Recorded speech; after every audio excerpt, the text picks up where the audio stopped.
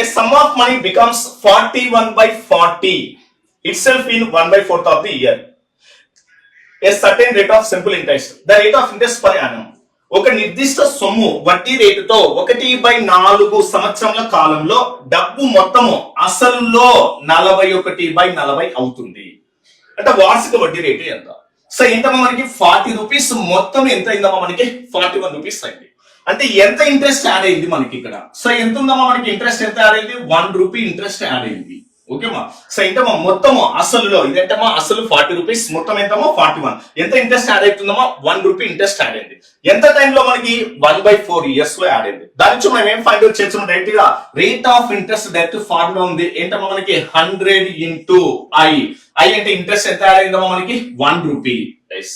So ఏంటమ్మా మనకి remaining అంటే ఇక్కడ ఆరుగుత రిమైనింగ్ అయితే ఏంటమ్మా మనకి so principal into time period. ఇప్పుడు ప్రిన్సిపల్ ఎంత ఉందమ్మా మనకి ఇక్కడ 40. నెక్స్ట్ టైం పీరియడ్ ఎంత ఇచ్చాడమ్మా మనకి 1/4. So what is that 1/4. yes 4 లో how many times మనకి ఇక్కడ 10 times. అగైన్ 0 ఏమవుతుందమ్మా మనకి cancel. That becomes what is that 10%. Okay అమ్మా.